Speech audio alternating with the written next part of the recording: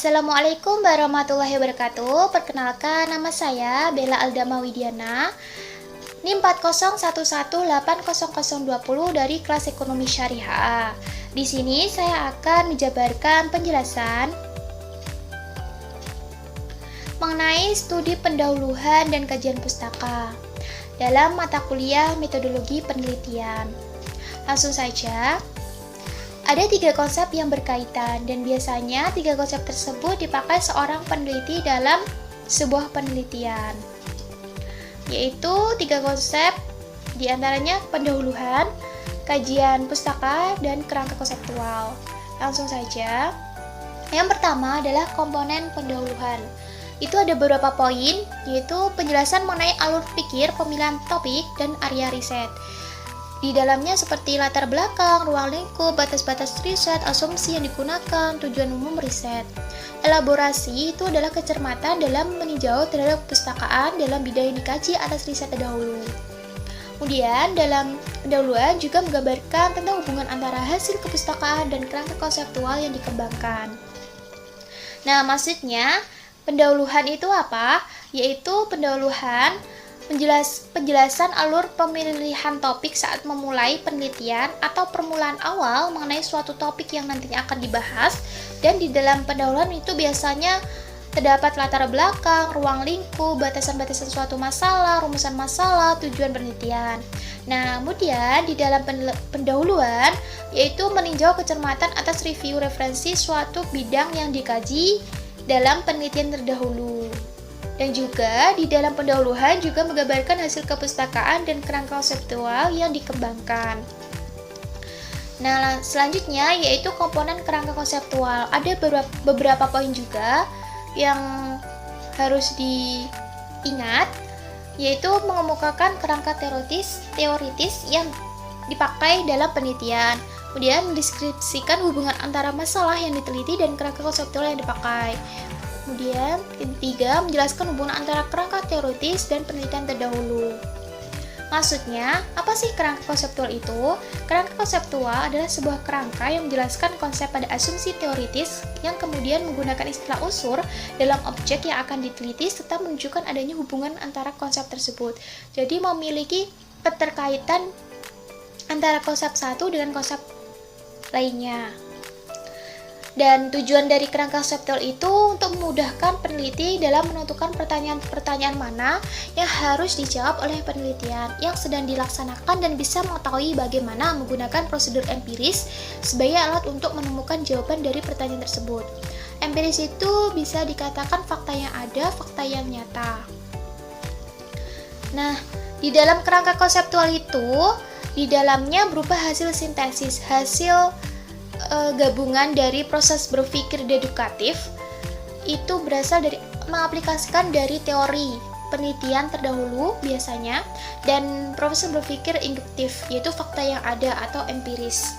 Nah, dari proses berpikir deduktif dan induktif itu sudah digabung, kemudian ditambah dengan kemampuan kreatif inovatif dari seorang peneliti, misalnya dari pengalamannya, teori, fakta, tujuan penelitian, dan logika.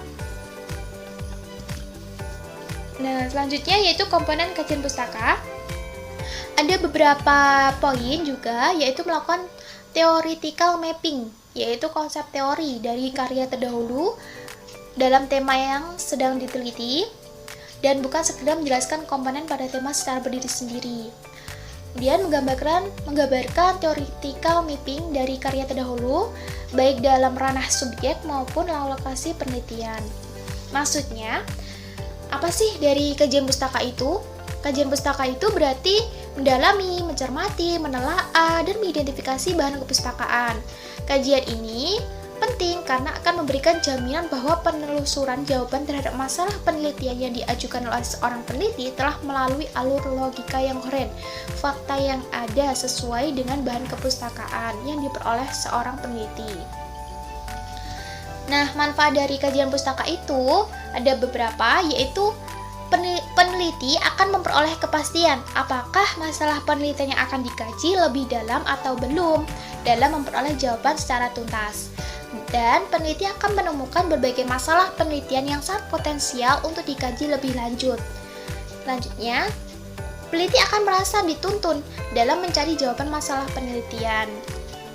Nah, tujuan kajian pustaka itu ada beberapa, yaitu yang pertama, untuk menunjukkan kemampuan ilmiah peneliti dalam mengidentifikasi informasi yang relevan. Kedua, untuk mengevaluasi dalam melakukan sintesis informasi. Ketiga, untuk mengidentifikasi kesenjangan yang ditemukan dalam literatur. Keempat, untuk menghindari duplikasi dalam penelitian yang sama dan yang belum sempat diverifikasi. Kelima adalah untuk mulai melaksanakan suatu penelitian di mana peneliti lain telah mencapai suatu tahap. Yang keenam, untuk meningkatkan pengetahuan peneliti. Nah, dari mana sih sumber-sumber kajian pustaka itu diperoleh? Ada 3 sumber dalam mencari kajian pustaka, yaitu yang pertama sumber primer, yaitu sumber langsung biasanya dari pengalaman seorang peneliti atau pengalaman yang nyata. Kemudian 2, sumber sekunder, yaitu biasanya dari buku, artikel, dan tulisan-tulisan lain oleh para sarjana dan peneliti yang melaporkan pekerjaan mereka kepada orang lain. Ketiga, sumber tersier, yaitu seperti ensiklopedia, indeks, buku teks, dan sumber referensi lainnya. Nah, langkah-langkah penulis kajian pustaka ada beberapa hal, yaitu melakukan identifikasi variabel-variabel apa saja yang terlibat dalam penelitian. Kemudian, siapkan folder-folder dalam komputer yang memuat nama-nama dari masing-masing variabel, dan masing-masing folder akan memuat nama-nama file yang berhubungan dengan perilaku variabel itu. Kemudian, mulailah melakukan pengajian terhadap bahan pustaka yang diperoleh dengan terlebih dahulu fokus pada variabel terikatnya, baru kemudian pada variabel bebasnya. Nah, kemudian strategi menulis kajian pustaka itu ada 2, yaitu menemukan sebuah variabel fokus, kemudian suatu tinjauan literatur seperti makalah biasanya kan dilakukan di sekitar ide-ide penelitian yang diperbincangkan banyak orang, bukan sumber-sumber sendiri sebagai bibliografi yang terkait. Nah, menurut Bumin, detail struktur umur tinjauan pustaka itu, kerangka garis besarnya adalah pertama abstrak, pendahuluan, dokumen tinjauan, metode, hasil, diskusi, dan kesimpulan. Nah, selanjutnya yaitu contoh kerangka konseptual. Di sini ada judul agama dan ekonomi. Dalam arti makna agama bagi pedagang Arab di makam Sunan Ampel Surabaya. Kerangka konseptualnya kaitan antara agama dalam perilaku ekonomi, peran pemahaman agama dalam mengarahkan perilaku seseorang dalam berbisnis. Nah, maksudnya dari kerangka konseptual judul agama dan ekonomi itu adalah yang pertama, memiliki hubungan antara perilaku ekonomi dan agama, di mana agama, khususnya agama Islam, kan sudah dijelaskan mengenai ekonomi yang bersumber dari Al-Quran dan Al-Sunnah. Jadi, perilaku ekonomi yang baik terjadi atas dasar adanya agama. Kan di agama Islam sudah diatur mengenai ekonomi, bisa dari sumber Al-Quran dan Al-Sunnah. Nah, yang kedua, dengan adanya peran agama akan memudahkan perilaku seseorang dalam berbisnis. Sudah dijelaskan bahwa etika bisnis dalam Islam diantaranya kesatuan, keseimbangan, kehendak bebas, tanggung jawab, kebenaran, dan kejujuran. Nah, jika etika tersebut diterapkan dalam seseorang berbisnis, khususnya seorang muslim dalam berbisnis, maka akan mengantisipasi terjadi kecurangan dalam berbisnis dan membantu kemaslahatan bersama karena saling menguntungkan.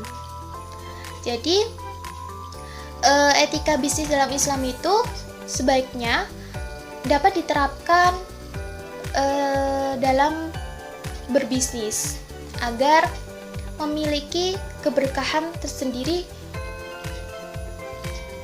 dalam melakukan bisnis. Nah, cukup sekian dari penjelasan atau penjabaran dari saya tadi. Apabila ada salah kata, saya mohon maaf sebesar-besarnya. Terima kasih, semoga bermanfaat.